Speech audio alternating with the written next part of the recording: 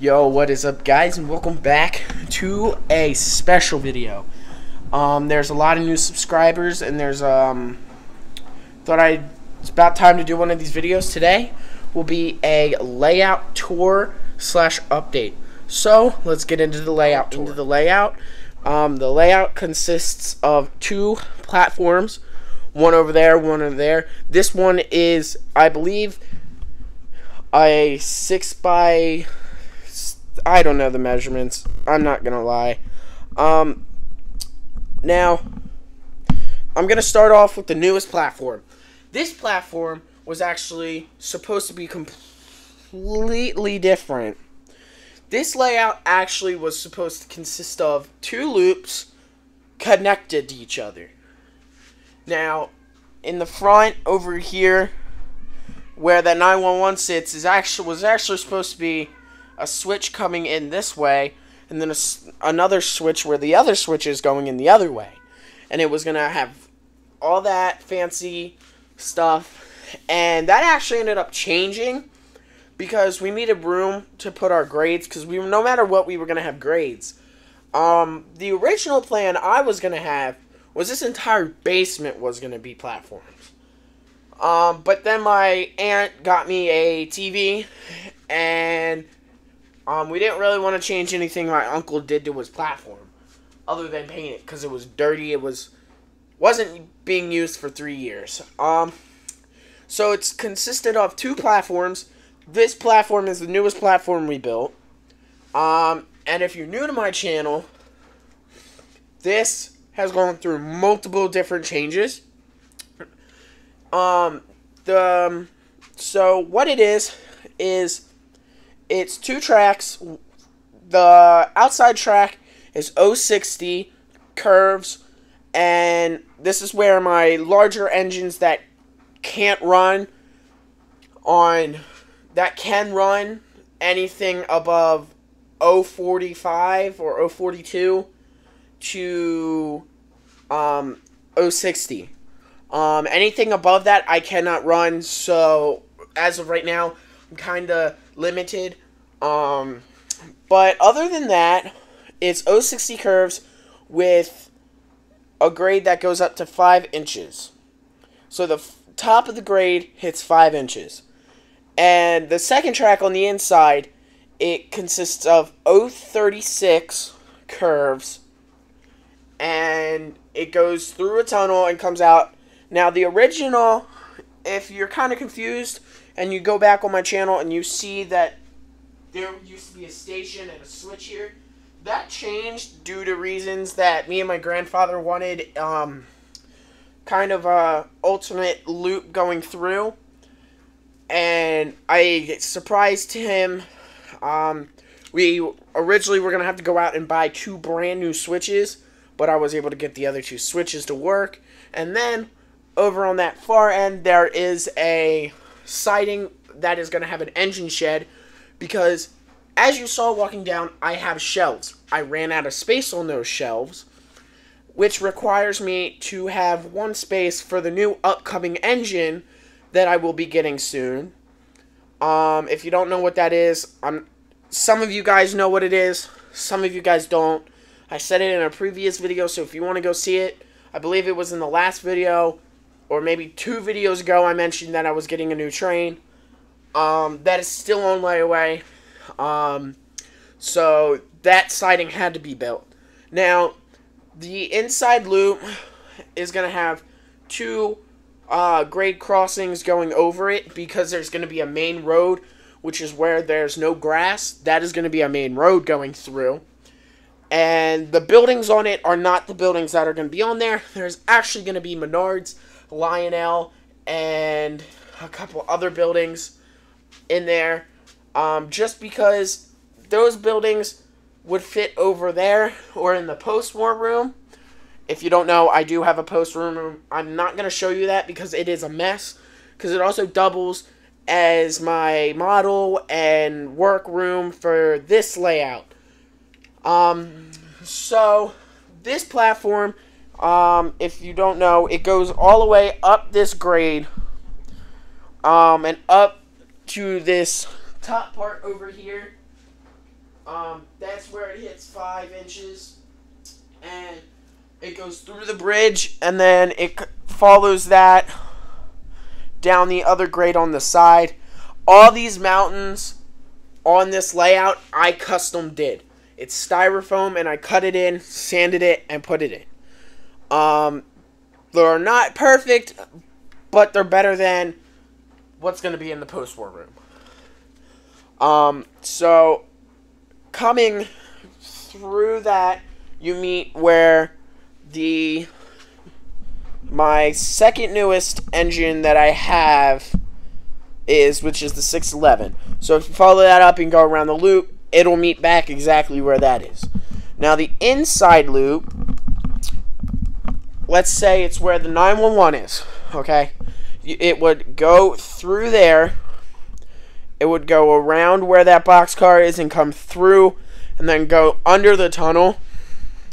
And then it would come out the other end. Once again, they are custom built mountains, but MTH tunnel portals. And then if you come through around here, you have an option to go either straight or to veer right into that siding, which I have been doing. The only reason why I have the 911 there is because I wanted to get a couple other videos done, which are layout updates. And this will eventually, at some point, be covered in scenery and grass and trees and many more and stuff like that. And it's going to be all lit up. So once again, it'll look exactly like that. See, it's dark, and I don't like it dark, except for the when the engines are on, it's all lit up. But over here, it's lit up. So that is it for this platform. Now I'm going to show you my shelves I have on it. I have 4 shelves on each, and it takes up all the engines I have, except for the couple that are on the post-war layout, which is not finished for you guys who have been following my channel. So following that, this comes into the very first platform that we actually installed on here. This is my uncle's old Christmas layout. He actually wasn't using it for 3 years. So he actually ended up giving it to us, and not the only train on this layout that is his is the inside one, which is that one right here. It's the Pennsylvania. The outside one, that is my newest engine. I will get to that in a little bit. I'll go through all my engines that I have too. Basically, all my track except for one loop is fast track. The inside loop of this is MTH real tracks. That's because that's the track he had on there, and we didn't want to go and undo anything that he did. The only thing that we did was added switches into the outside loop. Many people talk about having trouble with the real tracks, but I don't have problems. But this does have switches to enter that inner loop, and for some reason, the only thing that I don't like about these is the red circles in it keep popping out. But the one complaint I do have about that track is we actually had to do a lot of sanding and carving on that switch about right here on this plastic piece and right here. We had to sand that down and carve the plastic because whenever you ran the train over both switches, it derailed. I don't know why. I don't know if that's a thing with all MTH switches. If you have MTH track and it does that, let me know in the comments. And what was your fix to do it? it has two. It goes in the middle or on the outside, kind of like that one in there, but it meets in the middle, and it goes through that, and there's a little tunnel in the back that it goes through. Then the outside track is fast track. Now, I am having some problems with this ever since I put the newer engine on. You've probably seen it. It is a big boy. It's Lion Chief 2.0 big boy. I have 4 pieces of power track in there meeting all in one, and I never had a problem until I put my big boy on. What happens is I lose power over in that corner. So if you know a fix to that, the far right corner that I'll show you, if you know a fix to that, and you would want to leave a comment down below and help me out, that would be really great, because right now I can't run it without my other old phone, and I can't find that, so it's hard to do a video with it because it loses power in a couple of spots. But like, all the power supplies are even. So I have one up here right in front of the big boy, then one right back there exactly where the big exactly diagonal. Then I have one there and one all the way across there. So I don't know what's wrong. If there's a fix, let me know. But on the outside track, there's 2 ways you can go. You can flip the switch and go through that way, through the tunnel, which unfortunately the big boy doesn't fit. Or you could go on this outside track, which both will bring you to the back of the platform. Now, there's an easy way my uncle built this to turn on and off. All I have to do is flip a switch on the bottom, and it all turns on and off. And all the powerhouses, everything's connected to one circuit down there. Now, if I come around here, this is the back of both platforms. This is the hardest spot to get through.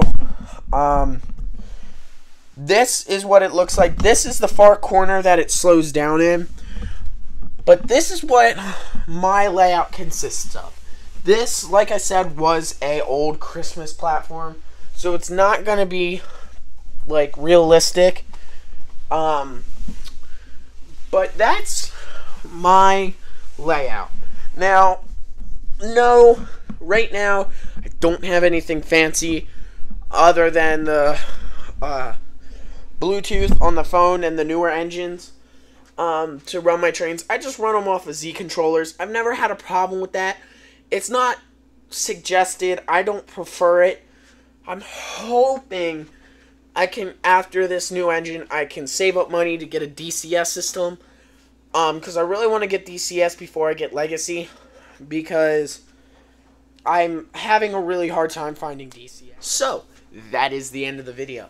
If you guys enjoyed the video, leave a like on the video. And if you want to see more of my content, go ahead and subscribe. And if you want to be notified every time I post a video, hit the little bell notification next to it.